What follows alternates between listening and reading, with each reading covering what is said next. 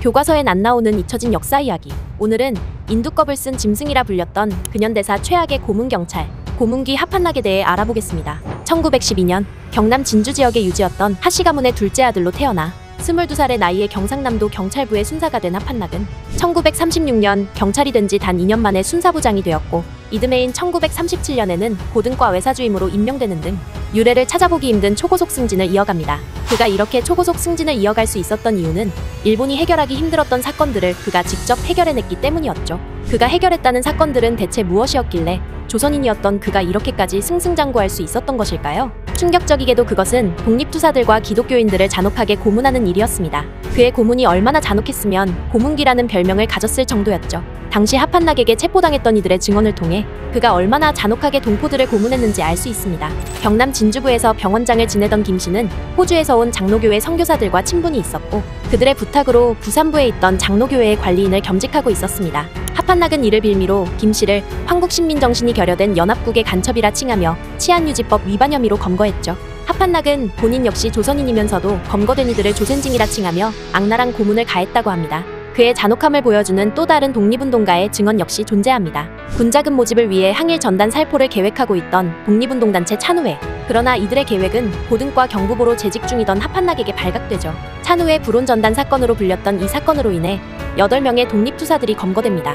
이때 하판락은 체포한 독립투사 여씨에게 자백을 강요했지만 그가 거듭 부인하자 온몸을 화롯불에 달궈진 쇠젓가락으로 찢었으며 구타, 전기고문, 물고문, 압슬고문 등등 우리가 알고 있는 모든 고문들을 자행했고, 결국 여씨는 고문 후유증으로 인해 끝내 감옥에서 벗어나지 못한 채 하나뿐인 목숨을 잃게 되었죠. 또한 찬우회 사건으로 여씨와 함께 투옥된 이씨 역시 약 10개월간 이런 끔찍한 고문을 당해야 했고, 후유증으로 다리 근육이 파열되어 다리를 절게 되었으며, 심지어 이렇게 고문받아 만신창이가 된 그들은 재판에 넘겨져 4년 이상의 감옥 생활을 또 겪어야 했습니다. 그러나 충격적이게도 앞에서 설명했던 이런 끔찍한 만행들은 그의 전부가 아니었습니다. 하판락에게 인두껍을 쓴 짐승, 고문귀 같은 별명이 붙은 이유는 따로 있었죠. 바로 그가 독립투사들에게 자백을 받아내기 위해 개발하고 사용했던 착혈고문 때문이었습니다. 착혈고문이란 잡혀온 독립운동가의 팔 여기저기에 주사기를 찔러 넣어 주사기 한가득 피를 뽑아낸 뒤 다시 그 피를 얼굴, 몸, 벽에 뿌리며 자백할 때까지 무한반복하는 충격적인 고문 방식이었습니다. 고문실 전체를 피바다로 만들어 당하는 사람뿐만 아니라 그걸 지켜보는 사람까지 끔찍한 공포로 정신을 파괴하는 고문이었죠. 실제로 착혈고문을 직접 당했던 이 씨는 고문을 직접 당하는 것보다 더 끔찍했던 건 고문당하는 사람들을 지켜보는 일이었다고 증언했을 정도였습니다. 그렇게 독립투사들에게 말로 표현할 수 없는 끔찍한 고문을 자행하던 하판락은 충격적이게도 1945년 광복을 맞이하면서 더욱 승승장구하게 됩니다. 광복 이후에도 미군정의 일제관리 재등용 정책에 따라 여전히 경찰로 근무했고, 미군정 제7경찰청 회계실 주임으로서 일본인 적산재산 처리에 관여해 더 많은 부를 축적했으며 1946년 6월 경남경찰청 수사과 차석으로 승진했죠. 그러나 그의 고문으로 순국한 독립투사 여씨의 어머니가 그를 고발하면서 결국 반민특위에 체포당하게 됩니다. 착혈고문을 당했던 이 씨를 포함해 하판락에게 고문당했던 수많은 독립투사들이 그의 잔혹함을 증언하기 시작하자 뻔뻔하게도 하판락의 아버지는 이 씨의 집을 찾아가 하판락을 모른다고 증언해주면 어마어마한 돈을 주겠다며 거래를 시도하지만 당연히 이 씨는 거부했죠. 하지만 안타깝게도 딱 거기까지였습니다. 서울로 압송된 그는 반민특위로부터 강도 높은 조사를 받았으나 자신이 저지른 끔찍했던 고문 사실을 끝끝내 부인했고, 1949년 6월 친일 경찰들의 습격으로 반민특위가 해체되면서 하판락은 아무런 죄값도 받지 않고 석방되었습니다. 이후 일제강점기와 미군정을 거치며 축적한 돈으로 금융사업을 시작한 하판락은 관공서 신축 같은 크고 작은 고양일에 기부금을 내면서 지역사회 공로자로 신분 세탁을 시도합니다. 그렇게 그는 과거의 악행을 철저히 숨긴 채 지역 유지로 영향력을 행사하며 오랫동안 부귀영화를 누렸죠. 이때 그에게 착혈고문을 당했던 독립투사 이 씨 유가족의 노력으로 그렇게 잊혀질 것만 같던 그의 과거가 다시 한번 세상에 드러나게 됩니다. 이 씨의 아들은 아버지의 독립운동 기록을 조사하던 중 하판락의 악행을 알게 되었고, KBS 기자들과 함께 그의 집을 찾아갔습니다. 그리고 여기서 만난 하판락은 뻔뻔함의 끝을 보여줬죠. 이제 위사기의 행사가 한 10대씩 있었는데, 그게 김소백이라는 사람이 이 사람을 조사를 했어.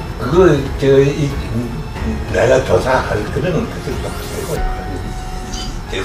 시간도 없고 고문은 무슨 고문, 그거 고문할 게 있나? 그 그때 먹고 살기 위해 가지고 그 일본 사람한테 붙어가지고 그걸 갖다 친일 바로 볼 수도 없고, 비행기 했나 하는 그런 것도 그 사람들도 뭐 누리지 가지고 하는 거니까 그 사람이 뭐 어디 저 돈이 있다고 이래가지고 자진해가지고 하우디에서 합니까? 막 우지는 그나고 우지는 누지리고 그 사람 불리익을 주고 이래 하니까 그 사람들도 뭐 할 수 없이 그걸 했지 뭐 벌써 나가를 갖다가 팔아보면 그 사람이 저 친일파지 그 뒤에 그걸 하느님이라 그거 묻고 살기 위해 가지고 그저 세상에 아부했다 그런 정도지 뭐 사실이 우리도 그때 참 그래서 묵고 살기가 어렵지 않습니까?